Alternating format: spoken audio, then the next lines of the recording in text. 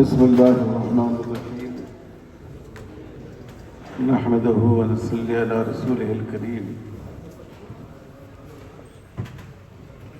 حضرات علماء کرام، عہدیداران ملی کونسل، بزرگوں، بھائیوں اور بہنوں،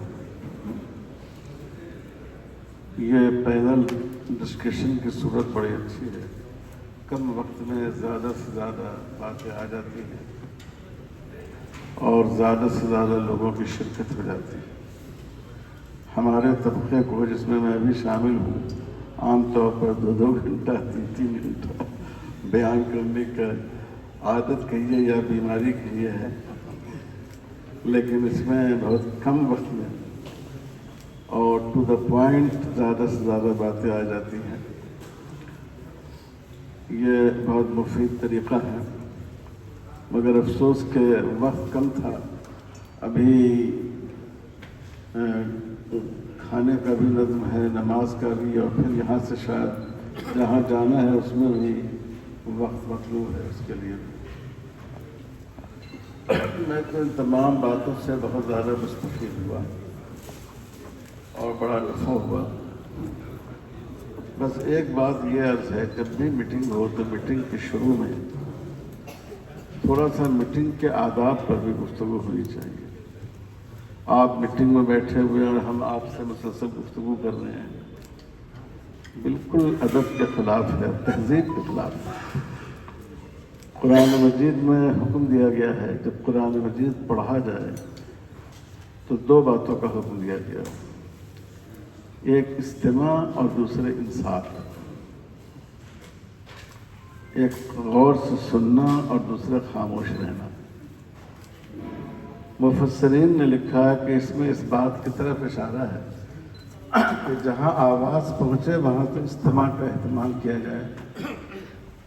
دیکھیے، ہماری اس مجلس میں بعض میڈیا کے لوگ بھی ہیں، اگر ہم بات کرتے رہیں گے تو کیسے وہ یکسوئی کے ساتھ ہماری بات سن سکیں گے؟ اور جہاں آواز نہیں پہنچ پایا، آپ سن نہیں سکے، تب بھی حکم ہے انصات کا، مجلس کے آداب کے تحت خاموش رہنے کا اور خاموشی اختیار کرنے کا۔ تو اتنی باوقار مجلس، جس میں اتنے علماء اور دانشور شریک ہیں، اگر ہم لوگ اس کا لحاظ نہیں رکھیں تو سوچیے کہ یہ کتنی معیوب بات ہے۔ اس لیے ہم لوگوں کو اس کا مذاکرہ کر لینا چاہیے شروع میں، اور مجلس کے آداب کا لحاظ رکھنا چاہیے۔ یہ پوری بات جو بھی آئی ہے، پوری باتیں جو آئی ہیں، بڑی مفید باتیں ہیں۔ میرے اندر اس کی صلاحیت نہیں ہے کہ اس میں کوئی اضافہ کروں، لیکن 2 باتیں میں عرض کروں گا۔ ایک بات یہ ہے کہ حضور صلی اللہ علیہ وسلم نے مکی زندگی میں مظلوموں کے ساتھ اتحاد قائم کرنے کی کوشش فرمائی۔ ابھی آپ نبی نہیں بنائے گئے تھے، لیکن مکہ کے کچھ شریف النفس لوگوں نے، جن میں فطری طور پر شرافت ہوتی ہے، انہوں نے لوگوں کو جمع کیا اور ایک پیکٹ قائم کیا، حلف الفضول، کہ ہمارے سماج میں کسی پر ظلم نہیں ہوگا، اور کوئی ظلم کرے گا تو ہم سب مل کر ظالم کا ہاتھ تھام لیں گے۔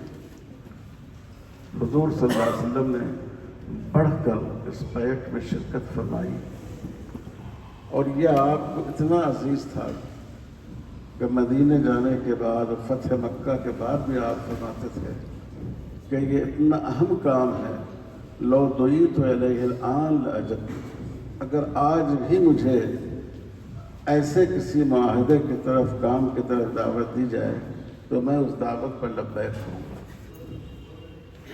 یہ مسلمانوں کے لیے بہت اہم کام ہے۔ ہمارے بھائی نے بھی اس کی طرف توجہ دلائی کہ اس ملک میں صرف ہم مظلوم نہیں، ہم تو 200 سال سے مظلوم ہوں گے، لیکن اس ملک میں ایسی قومیں ہیں جو 3500 سال سے وہ مظلوم ہیں۔ آپ کے کسی مسلمان جج پر عدالت میں کسی نے جوتا نہیں پھینکا،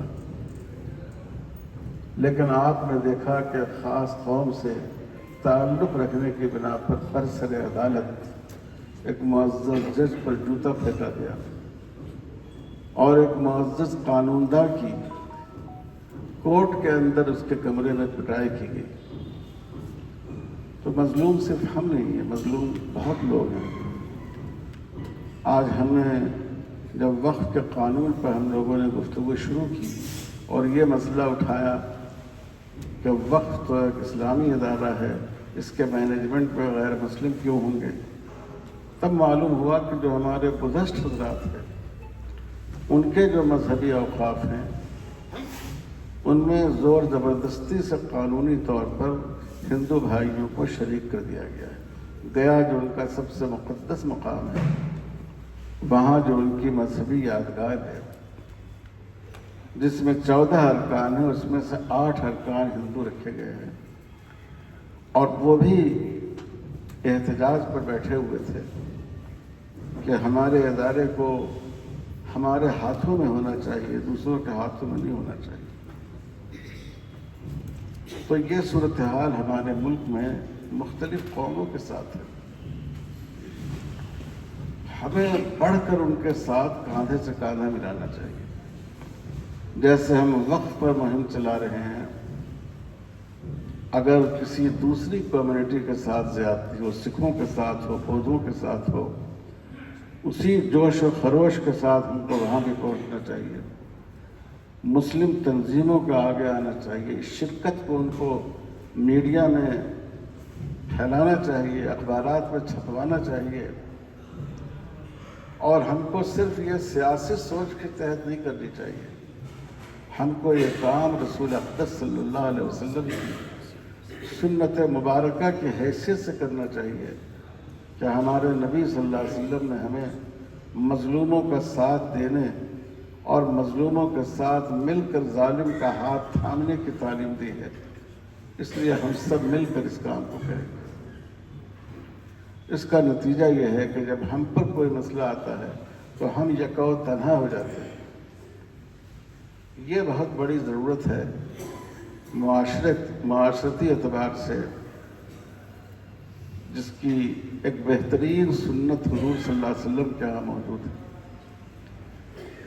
اور صرف حضور نے صلح حدیبیہ ہی نہیں فرمائی، صلح حدیبیہ کے علاوہ بھی حضور صلی اللہ علیہ وسلم نے ہمیشہ غیر مسلم معاشرے سے صلح کر کے نارمل حالات پیدا کرنے کی کوشش کی۔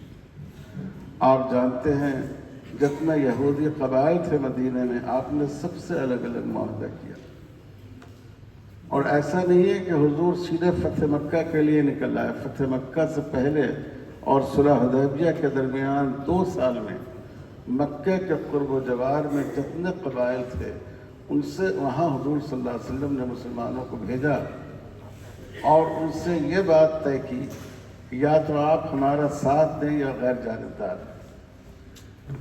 تو ہم کو حضور صلی اللہ علیہ وسلم کی حیات طیبہ سے حکمت عملی سوچنی چاہیے۔ حضور نے ہم کو اس ماحول کے لیے بھی روشنی دی ہے جہاں مسلمانوں کا غلبہ ہو، اور اگر مسلمان کہیں مغلوب ہوں، کمزور ہوں، اقلیت میں ہوں، تو وہاں کے لیے بھی حضور صلی اللہ علیہ وسلم کی تعلیم موجود ہے۔ تو میں ملی کونسل سے بھی گزارش کرتا ہوں کہ اس پر بہت زیادہ زور دینا چاہیے۔ دیکھیے ملک بھر میں مجھے نہیں معلوم کہ آپ کے کل کتنے ارکان ہیں، کتنے ارکان ہیں؟ 351 ارکان ہیں۔ 313 لوگ تو غزوہ بدر میں تھے مسلمانوں کی طرف سے، 351 کوئی کم تعداد نہیں۔ اگر آپ ملی کونسل کے ہر رکن کو یہ ذمہ داری دیں کہ آپ 6 مہینے میں 10 غیر مسلم بھائیوں سے ملاقات کیجیے، اور اس ملاقات کو اس معیار پر پہنچائیے کہ وہ دوستی کے دائرے میں آ جائے۔ آپ ان کو اپنے ہاں کسی تقریب میں بلائیے، کبھی ان کی تقریب میں جائیے، کبھی کوئی بیمار ہو ان کے ہاں تو عیادت کیجیے، آپ ان کے کام آئیے۔ آپ اپنا یہ مزاج بنائیے کہ ہاسپٹلوں میں جائیں، غیر مسلم بھائیوں کی عیادت کریں۔ آپ راستے سے گزرتے ہوئے کسی غیر مسلم بھائی کو पैदल चलते हुए देखे तो उसको लिफ्ट दें। तो 300 अफराद हैं, अगर 6 महीने में 10 आदमियों को हमने कम से कम अगर दोस्त नहीं तो उस दायरे में ले आए जब दुश्मनी और अदावत ख़त्म हो जाती है, तो आप सोचिए क्या मामूली बात होगी। कम से कम 3000 लोगों को आप जो संघ परिवार के लोग हैं उनकी ज़हनियत से बाहर ला सकते हैं।